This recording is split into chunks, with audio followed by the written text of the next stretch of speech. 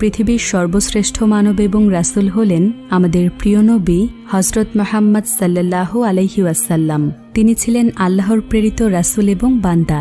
মহানবী তার জীবদ্দশায় বহুবার কিছু ভবিষ্যৎবাণী করেছিলেন, যেগুলো দিনে দিনে সত্য প্রমাণিত হয়েছে আর ভবিষ্যতেও হবে। একবার নবীজি একটি ভবিষ্যৎবাণী করেছিলেন। তিনি বলেছিলেন, মুসলমানেরা একদিন অবশ্যই কনস্টান্টিনোপল শহরকে বিজয় করে নেবে, আর সেই ফৌজের আমির অনেক বাহাদুর হবে। নবী করিম সাল্লাল্লাহু আলাইহি ওয়াসাল্লাম প্রায় 1450 বছর আগে এই ভবিষ্যৎবাণী করেছিলেন, কিন্তু যেই সময় নবীজি কথাগুলো বলেছিলেন সেই সময় মুসলিমদের সাম্রাজ্য শুধুমাত্র একটি ছোট্ট শহর মদিনাতেই সীমাবদ্ধ ছিল।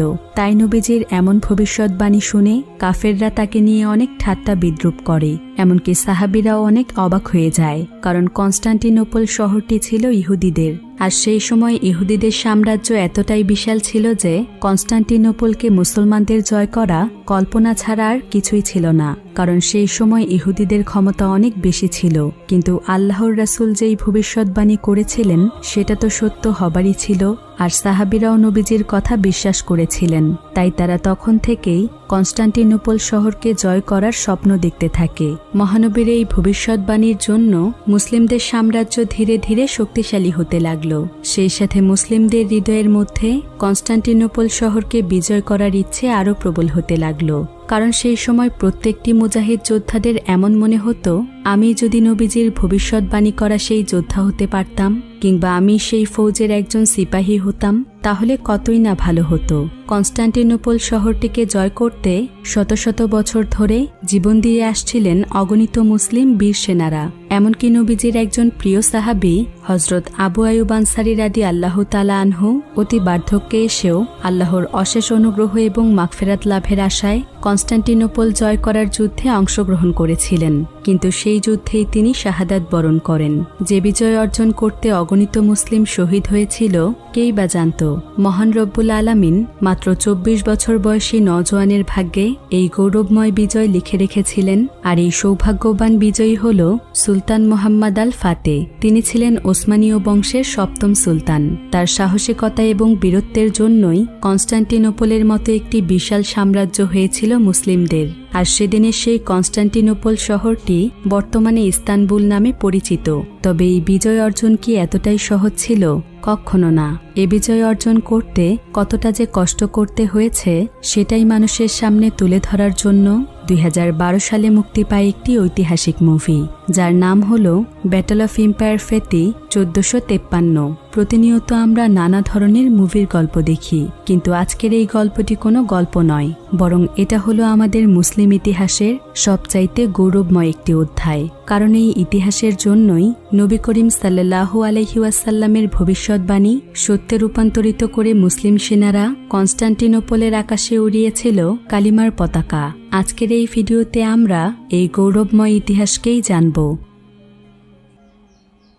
তো গল্পটি শুরু হয় ওসমানীয় শহরে। সময়টা ছিল 1432 সালের 29শে মার্চ।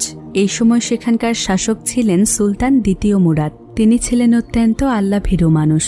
তিনি সবসময় আল্লাহ তাআলার প্রতি ভরসা রাখতেন এবং বেশিরভাগ সময় সে নিজেকে আল্লাহ তাআলার ইবাদতে ব্যস্ত রাখতেন। একদিন তিনি তার প্রাসাদে বসে সুমধুর কণ্ঠে কুরআন তিলাওয়াত করছিলেন। ঠিক তখনই তার কাছে একটি সুসংবাদ আসে, আর সেটা হলো আল্লাহ তাআলার অশেষ রহমতে আজ সকালবেলা তিনি একটি পুত্র সন্তানের পিতা হয়েছেন। সংবাদটি শুনে সে খুশিতে আত্মহারা হয়ে পড়ে, আর সে তার মন্ত্রীকে বলে, আমি আমার সন্তানের নাম আমার নবীর নামের সঙ্গে মিলিয়ে মুহাম্মদ রাখলাম। আল্লাহ তাআলা যেন তাকে এই নামের গুণে গুণান্বিত করে তোলে। আমার নবী কতই না কষ্ট করেছেন ইসলামকে পুরো পৃথিবীতে প্রচারের জন্য। আমার এই সন্তানও যেন ইসলামকে পুরো পৃথিবীতে ছড়িয়ে দিতে পারে, আর সারা জীবন যেন সে নবীকে অনুসরণ করে চলতে পারে। কথাগুলো বলতে বলতে সুলতান মুরাদের সেই সময়টির কথা মনে পড়ে যায়। আরব সমাজ যখন চরম অন্ধকারে ডুবেছিল, সময়টা ছিল ঠিক তখনকার যখন আমাদের প্রিয় নবী পৃথিবীতে ভূমিষ্ঠ হয়নি। সেই সময়টাকে বলা হতো আইয়ামে জাহিলিয়ার যুগ, অর্থাৎ অজ্ঞতার যুগ। আরব সমাজে সেই সময় আইন কানুন এবং নীতি নৈতিকতার কোনো বালাই ছিল না। বেহায়াপনা এবং অশ্লীলতায় পুরো সমাজ যেন একদম ডুবে ছিল। সেই সময় নারীদের কোনো অধিকার ছিল না, তাদের উপরে করা হতো নানা ধরনের অত্যাচার এবং নির্যাতন। এমনকি অনেক সময় কন্যা সন্তানদেরকে জীবিত কবর দেয়া হতো। এতে মানুষের মনে বিন্দুমাত্র দ্বিধা কাজ করত না। নারীদেরকে সেই সময় ভোগ্যের পণ্য মনে করা হতো। এমনকি বাজারে নারীদেরকে বেচাকেনা করারও রীতি ছিল। এই সময়টা হল 570 খ্রিস্টাব্দের। সেই সময় মক্কার পার্শ্ববর্তী এলাকার ইয়েমেনের শাসক ছিল আব্রাহা। আল্লাহ তাআলা তাকে দিয়েছিলেন একগুচ্ছ ক্ষমতা এবং শক্তি।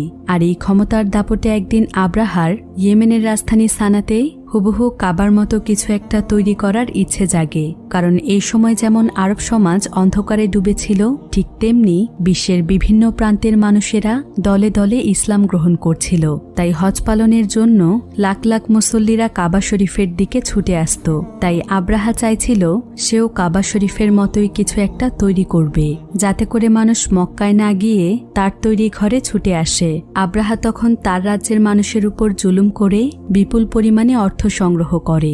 আর সেই অর্থ এবং শত শত শ্রমিক থাকায় তার সেই উদ্দেশ্য পূরণ হয়ে যায়। কিন্তু মুসলমানদের ইমানি শক্তি কি এতটাই দুর্বল যে আল্লাহর ঘরকে রেখে তারা আব্রাহার তৈরি ঘরে যাবে? সেটা তো কখনোই হবার ছিল না। তাই কোনো মুসলমানেরা আব্রাহার তৈরি সেই ঘরে পা পর্যন্ত রাখেনি। আব্রাহা আসলে খ্রিস্টান ছিল, আর তার তৈরি সেই ঘরটি ছিল একটি গির্জা। আব্রাহা চাইছিল পৃথিবীর সকল মানুষ খ্রিস্টান ধর্মগ্রহণ করুক, আর মক্কায় না গিয়ে তার তৈরি সেই গির্জাতে আসুক। কিন্তু সেই সময় পৃথিবীর বেশিরভাগ মানুষই এটা জেনে গিয়েছিল যে ইসলামই হল পৃথিবীর সর্বশ্রেষ্ঠ এবং সত্য ধর্ম। তাই তার তৈরি গির্জাতে খুবই কম সংখ্যক মানুষ যেত। অন্যদিকে কাবা শরীফে সবসময় শত শত মুসল্লিরা ভিড় করে থাকত। কিন্তু আব্রাহা এটা সহ্য করতে পারছিল না। তাই দিনের পর দিন সে রাগে এবং ক্রোধে ফেটে পড়ে। মাঝে মধ্যেই আব্রাহা হুঙ্কার দিয়ে বলে ওঠে, কি এমন আছে ওই কাবা শরীফে যেটা আমার গির্জাতে নেই? এগুলো ভেবে আব্রাহা সিদ্ধান্ত নেয় যে সে কাবা ঘরকে ভেঙে গুড়িয়ে দেবে, কারণ তার কাছে তো ক্ষমতার কোনো অভাব ছিল না। তাই যত তাড়াতাড়ি সম্ভব আব্রাহা 40,000 সৈন্য এবং কয়েক হাজার হাতি প্রস্তুত করে ফেলে। এমনকি আব্রাহা তার লোকদেরকে নির্দেশ দেয় মক্কাবাসীদের সমস্ত উট কেড়ে নিতে, যাতে করে তারা তাদের সঙ্গে লড়াই করতে না পারে। আব্রাহার লোকেরা তখন তাই করে। তারা মক্কাবাসীদের কাছ থেকে সমস্ত উট কেড়ে নেয়। আর এই সকল উটগুলোর মধ্যে প্রায় 200টি উট ছিল মহানবী হযরত মুহাম্মদ সাল্লাল্লাহু আলাইহি ওয়াসাল্লামের দাদা আব্দুল মুত্তালিবের। তাতে একটা প্রাকৃতিক শোভা ছিল, যেন আকাশের ছোঁয়া লেগে আছে। কিন্তু সেই শঙ্খটা হাতে নিতেই ওর মনে এক অদ্ভুত অনুভূতি হল। সেই রাতে হোটেলে ঘুমাতে গিয়ে শুভ্র স্বপ্ন দেখল, এক অজানা পুরনো শহরের ধ্বংসস্তূপে দাঁড়িয়ে আছে সে। চারদিকে অদ্ভুত সব চিহ্ন আঁকা, আর এক বৃদ্ধ সন্ন্যাসী বলছেন, এই শঙ্খে আছে অতীতের স্মৃতি। যদি তুমি এর সত্য জানতে চাও